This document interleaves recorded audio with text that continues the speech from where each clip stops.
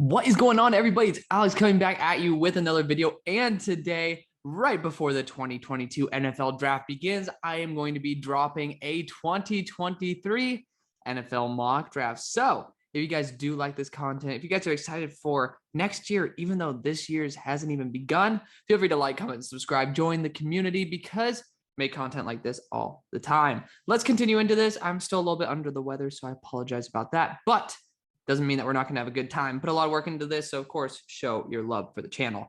Starting off with the number one overall selection. This is based on the highest betting odds. So I think like this one was like plus 25,000. It's just based on a bunch of different sporting books. Checked it today. It's been updated every single day. But so far, the Texans are projected to get the number one overall pick, which they get Bryce Young out of Alabama. I'm trying to project a little bit about what is going to be going on in the NFL draft because obviously what you kind of have to do if a team's going to take a quarterback in this year's draft, doesn't really exactly make sense for them to take it in the next one. We'll talk about that in just a moment because there's going to be a team that's rated pretty highly here. We'll see about that. But Bryce Young is probably going to be the undisputed number one overall pick to a team that does need a quarterback. So, obviously the number two pick is going to be the team that thinks they have a franchise guy, but Bryce Young, obviously he's an extremely talented guy. Only real issue is going to be his size. Obviously not the biggest dude in the world, but again, he's pretty damn calm under pressure. He throws a really damn good ball. And, he's the first Alabama quarterback to come out that is just a very unique style. So even if he has some deficiencies in his game, I'm sure that those will be cleared up in time. Again, Saban's really good at adapting, and this is the first time he's had a quarterback of this style. So I honestly think he's going to be better this coming up year than he is right now. So very excited for that. Number two overall, according to the betting odds, the Jets have the number two overall pick, which I'm sticking to my original 2023 NFL mock draft by saying they're going to go Will Anderson, who I've been in love with since the moment I watched Liam Eichenberg. Had no idea who the hell Will Anderson was at the time. And I was like, who is this guy? Because Liam was able to handle dudes left, right, and center. Will Anderson made him look like a fool. And I was like, okay, I got to start watching this guy. Lo and behold, well, I guess I stumbled across somebody that everybody already knew at the time. Got to love it. But that also just shows that the tape speaks for itself. Will Anderson's an absolute freak. Probably would go number one overall in this draft this year. Number three, the Lions are on the board, and now is the time to take a shot on a quarterback. I'm not a fan of CJ Stroud, but I understand that. I mean, he's going to be one of these guys who are highly touted, has a great arm. He's super young. Again, he's part of an Ohio State system that is pretty beneficial towards quarterbacks, but he does make some very high-level throws. He needs to tame his arm, and I'm projecting him to do that. I want to give, even if I don't like a prospect, I still want to give him the benefit of the doubt. It's not fair to hate on a prospect because, again, they're just a human being like you and I, and they're trying to do their best to succeed. And who am I to say that they don't deserve that, right? So I want the best for CJ. I hope to God he proves me wrong, but I honestly don't think he's that good of a quarterback. Still think he could easily prove me wrong, and I'm very happy if he does so. So we're going to be continuing on. Number four, the Falcons are on the board, and we can't take QB3 at 4 because the quarterback class isn't that good. It's not the 2021, right? Yeah, 2021 draft class. So Jalen Carter is going to be the pick. This guy's an absolute freak. I mean, I think he's a lock top 5. The first team that can take someone that's not Will Anderson, I'm putting Jalen Carter to them. He makes Jordan Davis look like a 5th rounder. Like, the guy's ridiculous. And he had the best interior pass rushing grade out of anybody, I think, in Power 5. And he was on the impossible to generate pass rush Georgia defense. So if that holds up, Jalen Carter is going to be even better. And if that's true, Jalen Carter is still freaking amazing. He was doing that at 19 years of age, super duper young. Very excited for Jalen Carter to be on the squad. Again, you're not in contention yet. So I do think that the Falcons could very easily just run away with this and just build a super team and then finally drop a quarterback in at the end. Free agency also exists, but Jalen Carter is the BPA. Number 5, the Jaguars are probably going to be passing on offensive line, and I don't think anybody's going to be good enough at pick 33. So I'm going to be projecting this Peter Skoronski out of Northwestern to be making a big rise here. He is a very talented offensive lineman as it is. I think he needs some more growth personally, but again, we're projecting here, and I do think Peter Skoronski could be that guy who steps up and makes the big play and makes the massive rise. Thank you, Rashawn Slater, for making Northwestern back on the map for offensive linemen.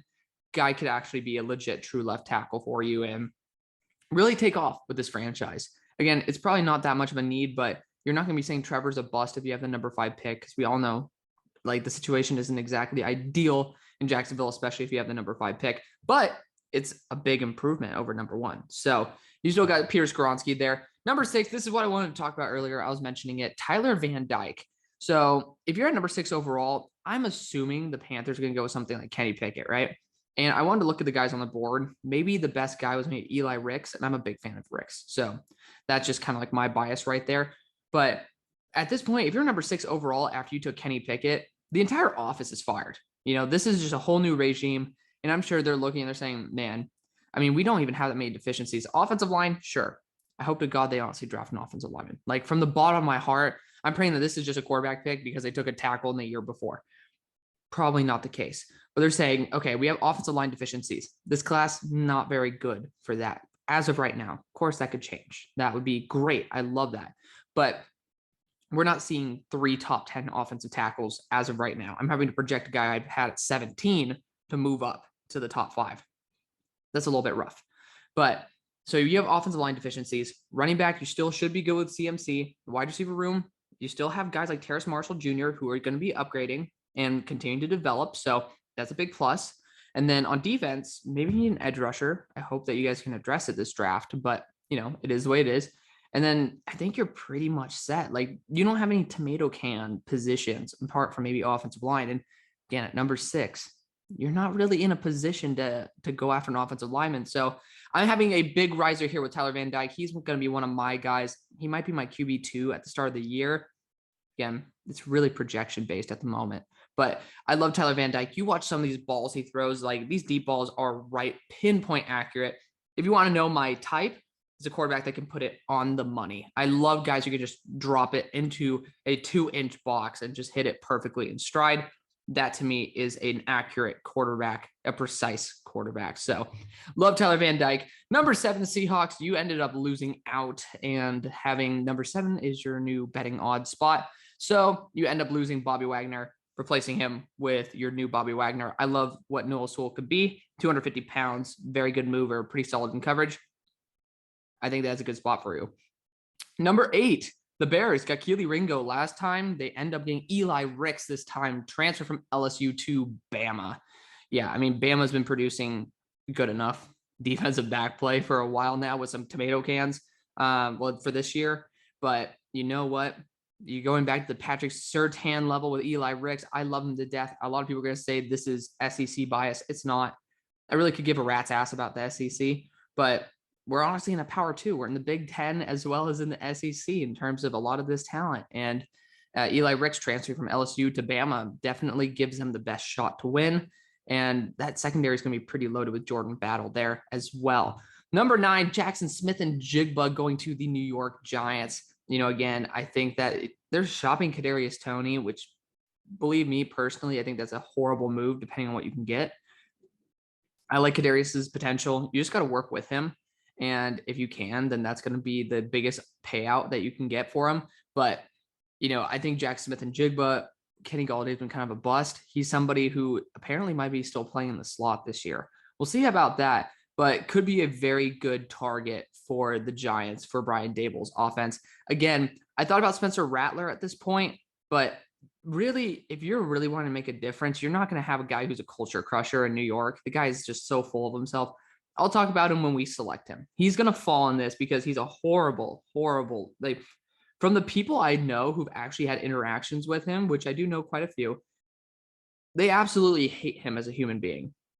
That's not going to change. So yeah, I mean, like Caleb Williams came on and then I don't think anybody looked back. This is one I was like actually extremely excited about. Jaylon Jones going to the Steelers, 6'2", 205 pounds, really damn good. I think he had something like 4 interceptions, like 6 pass breakups, 2 touchdowns this year.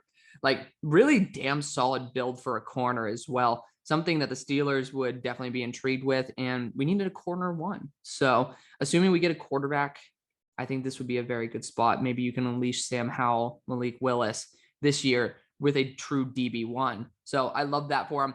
Bijan's going to Washington. Like sometimes it's just BPA. I don't think Washington really needs anything else. They're not going to be giving up on Carson after they just gave that shitload of capital for him.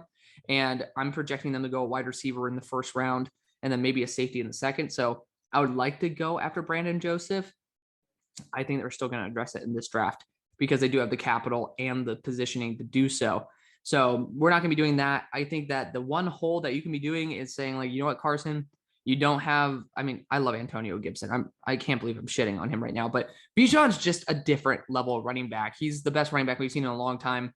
I just think, again, we're trying to match some realism in here. This guy could be like one of those Adrian Peterson types. We're not taking him in the top 10, taking him in the top 15, which is a little bit weird. I'm not a huge fan of it, but it is the way it is. Number 12, Kayvon Boutte to the Eagles. Another reason I took it for Washington is because I would probably take him to the Eagles.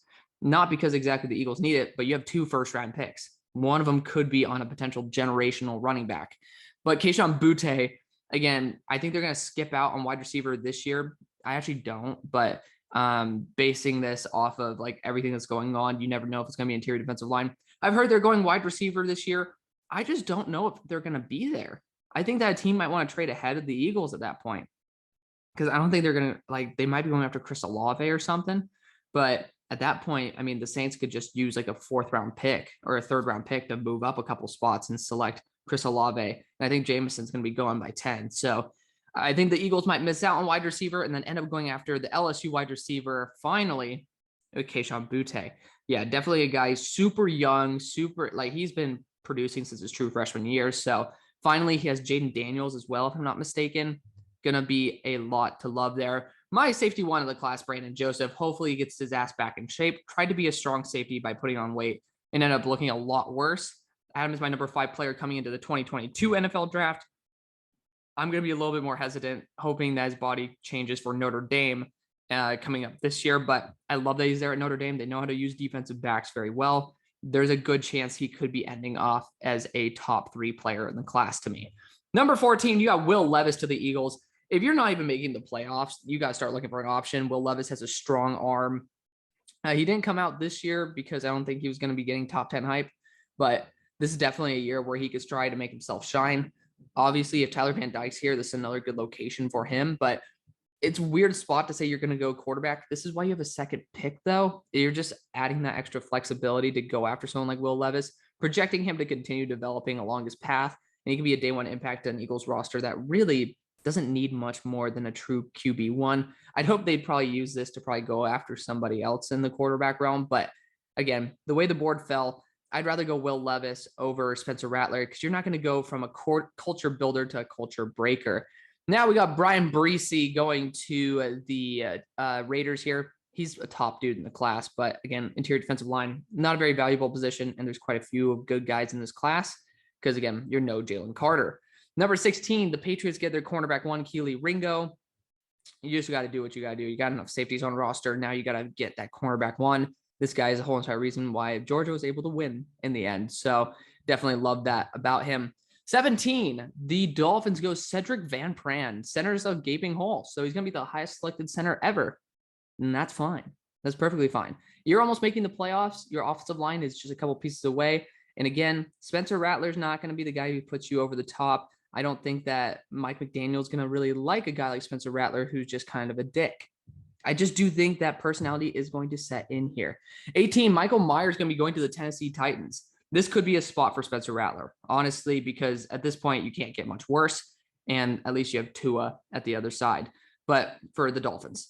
But I think Michael Myers is just too damn good of a prospect. This team definitely could use a really damn good piece of Michael Myers. We've seen the difference that the top tight ends make for their team. Michael Myers could be in that George Kittle conversation. Number 19, Derek Hall out of Auburn to the Cardinals. At this point, they made the playoffs again, but I think 19's in the playoffs. But still, it's like, you know, you're kind of on the verge of like saying that, you know what, screw you, Kyler Murray. Hopefully they don't pay him if this is going to be the outcome, but you're still missing an edge rusher there. Derek Hall is an absolute beast. I do love Derek Hall, and he could definitely be a very good addition to this team to use him in that Hassan Reddick role. Number 20, we finally get Spencer Rattler to come off the board because you actually have a good mentor for him in Matt Ryan. If you guys want him to the Eagles, send him to the Eagles. Honestly, I don't care. You could swap him and Will Levis at this point, but I just think that personality really does factor in. And we talked, Brett Coleman talked about this. Like, one of the three big traits is, well, you got coachability and mentality are two of the three big traits that teams are going to look for. And his own coach, Lincoln Riley, didn't want him.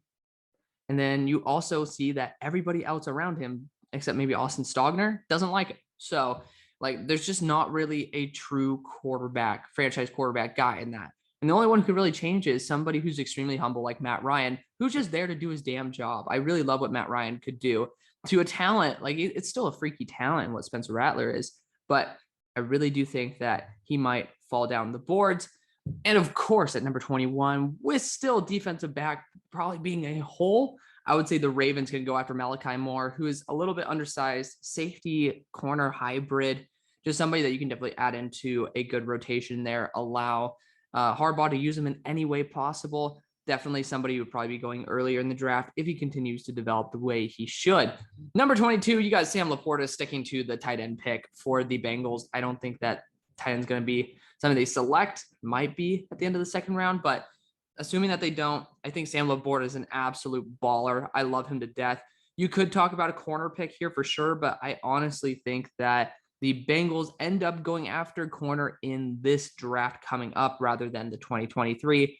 I love Sam Laporta to death. I think that he was supposed to be a second round pick this year. Might have been my tight end one, decided to come back. So it's a little bit weird, but Iowa knows how to make tight ends. This is another piece here. At number 23, with the pick that the Texans got from the Deshaun Watson trade, the Texans are going to be going after Jordan Addison. So now you have Brandon Cooks. You'll probably still be developing.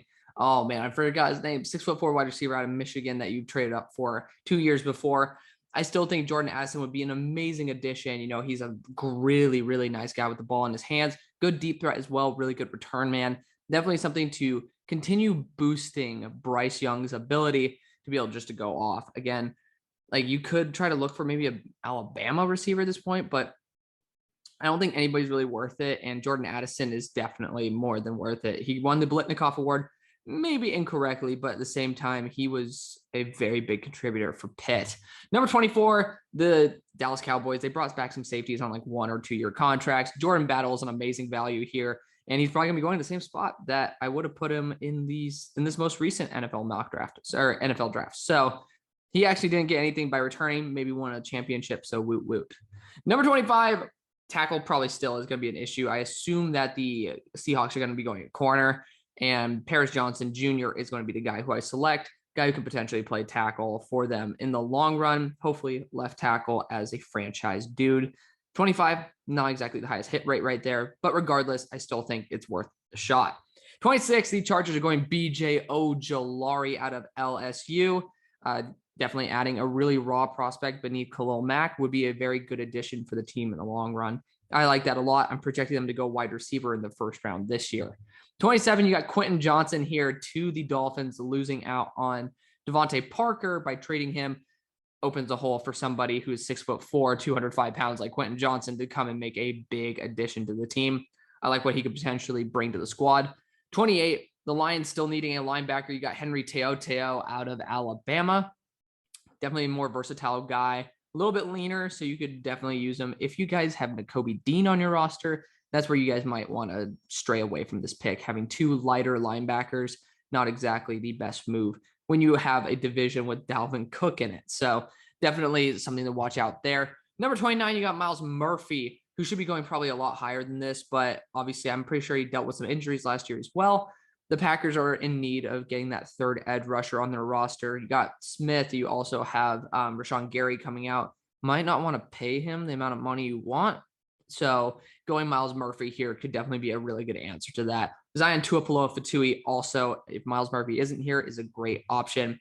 Number 30, we're sticking to the Jahmyr Gibbs pick. This guy's going to be running the 4.2s. You guys absolutely baller, really good as a receiving back as well. Just, again, adding that infusion of juice to allow this team to get from pick 30 to pick 32. Number 31, obviously Levante David going to be coming up on a contract in probably the end of his career at this point of his career in the NFL. Trenton Simpson's definitely somebody who I would like to bring onto the squad and be able to develop for those few years. Number 32, and ending off the draft, we got Parker Washington out of Penn State, sticking to the Bills' former pick in last mock, because I do think he'd be an amazing wide receiver 3 to add to this roster. Guy's an absolute beast. I do like him a lot. Obviously, this is a big projection for him to go in the first, but I still want to show him some love anyways. Obviously, there's a kid out of Maryland that I'm forgetting right now. He deserves some respect as well. Definitely think he could be making it into the list. But let me know who I forgot. Let me know what you guys would have done at each pick. Thank you guys so much for watching. See you on the far side. Peace.